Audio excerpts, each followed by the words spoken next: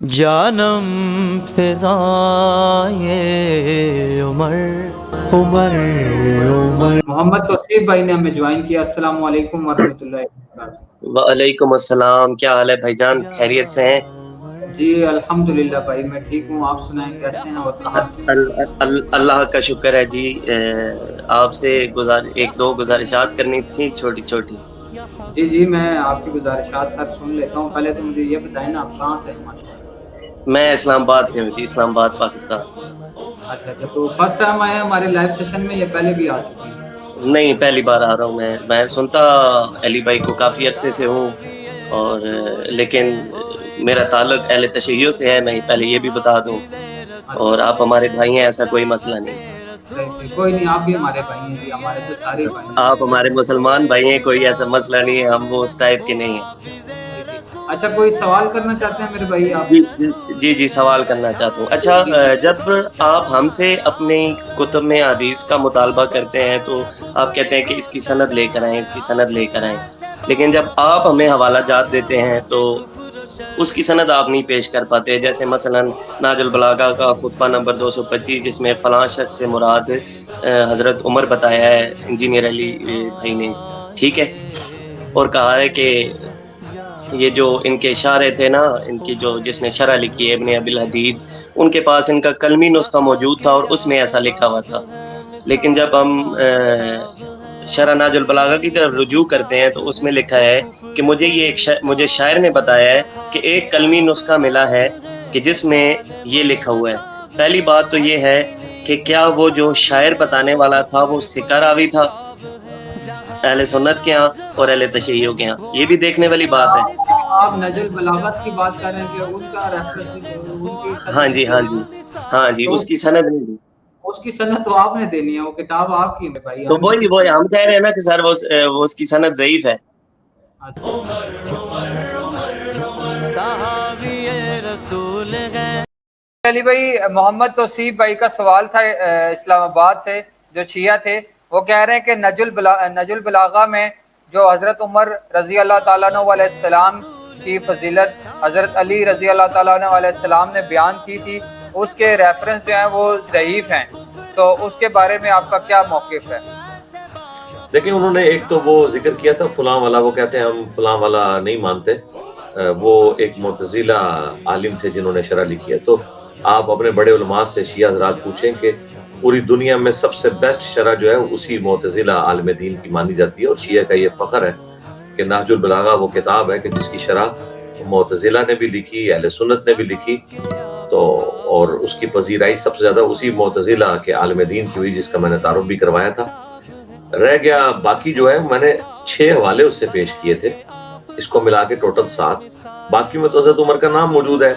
قادسیہ اور یرموک کی جنگوں پہ جانے سے حضرت علی نے انہیں روکا کہ اگر آپ شہید ہوگے تو پھر پیچھے مسلمانوں کا شرازہ بکھر جائے گا. آج تک تو شیعہ علماء ان باتوں کا یہ جواب دیتے تھے کہ یہ حضرت عمر فاروق رضی اللہ تعالیٰ عنہ کی نیت ہی نہیں تھی ان جنگوں میں جانے کی، اس لیے وہ مشورے کے طور پہ حضرت علی سے پوچھ رہے تھے. اور حضرت علی نے یہ بھانپ لیا تھا کہ ان کی خواہش نہیں ہے جانے کی، تو میں ان کو جو نا تھوڑا سا ریلیکس کر دوں اس حوالے سے. آج تک تو یہ جواب دیتے تھے. یہ آج نیا جواب مارکیٹ میں آ گیا ہے کہ یہ خطبات ہی ثابت نہیں ہیں. تو میرے بھائی اگر یہ ثابت نہیں ہے تو آپ اپنے بڑوں کو بتائیں اور یہ ساری کی ساری باتیں جو ہے نکالیں کتابوں سے. یہ بالکل ایک آخری درجے میں بھاگنے کا طریقہ ہے ان کا. شیعہ ہوں یا باقی مکاتب فکر ہوں، ان کے پاس یہی ٹول ہوتا ہے کہ وہ روایتوں کے اوپر اس طریقے سے جو ان کے خلاف جاری ہیں جرا کرنی شروع کر دیتے ہیں. تو پھر آخری حل تو یہی ہے کہ ہم کہتے ہیں کہ آپ بھی اپنے عقائد قرآن پہ پیش کریں، ہم بھی اپنے پیش کرتے ہیں، اور آ کے بتائیں کہ ہم کہتے ہیں کہ اس پلانٹ ارتھ پہ اللہ کے فضل سے ہمارے اس پلیٹ فارم سے جو عقائد بیان ہو رہے ہیں، کوئی ایک عقیدہ بھی ایسا نہیں ہے جو قرآن کے خلاف ہو، نہ توحید سے متعلق، نہ رسالت سے متعلق، نہ باقی ساری چیزوں سے متعلق. جبکہ ہم ان لوگوں کے عقائد کے اندر، اگرچہ ہم انہیں مسلمان سمجھتے ہیں، کئی ایک ایسی خرابیاں پاتے ہیں جو کہ توحید کے منافی ہیں، جن کو ہم وقتاً فوقتاً ہائی لائٹ کرتے رہتے ہیں. تو ٹھیک ہے، احادیث کی کتابوں میں بعد میں آئیں گے. وہ توصیف بھائی یہ کہہ رہے تھے، توصیف بھائی تھے یا ان کا شاید وہ انہوں نے اپنا کلمی نام رکھا ہوا تھا، شاید تقیہ کیا ہوا تھا، نام ان کا کوئی اور تھا. ان سے بھی کہیں گے، ان کے بڑوں سے بھی کہیں گے، ریکویسٹ کریں گے کہ پہلے اپنے عقیدے قرآن سے ثابت کریں، پھر اگلی بات ہوگی۔ آپ نے جو عقیدہ امامت کو جس طریقے سے کلیم کیا ہے، اسے ڈیوائن مانتے ہیں، اس کی بتائیں قرآن میں جڑ کہاں موجود ہے؟ ہم تو ختم نبوت کے بعد کسی بزرگ کے کشف الہام کو یا کسی کے عقیدہ امامت کو اس حوالے سے پیش کرنا کہ خالق اور مخلوق کا کوئی رشتہ ہے، وہی کے اعتبار سے اس کو بالکل ختم نبوت کے منافی سمجھتے ہیں۔ اور مولا علی کے میں نے رسول اللہ کی میت کے اوپر جو خطبہ ہے وہ بھی بیان کیا تھا کہ آسمان کا زمین سے رشتہ منقطع ہو چکا ہے، رسول اللہ کی وفات عام انبیاء کی وفات کی طرح نہیں ہے۔ تو الحمدللہ ہم اپنے عقائد و نظریات قرآن سے ثابت کریں گے، اور شیعہ کا تو یہ فخر ہے، وہ کہتے ہیں کہ اصول الکافی میں بھی، باقی ان کی اصول کی کتابوں میں بھی یہ بات لکھی ہوئی ہے کہ اگر کوئی حدیث قرآن کے خلاف ہوگی تو ہم اسے چھوڑ دیں گے۔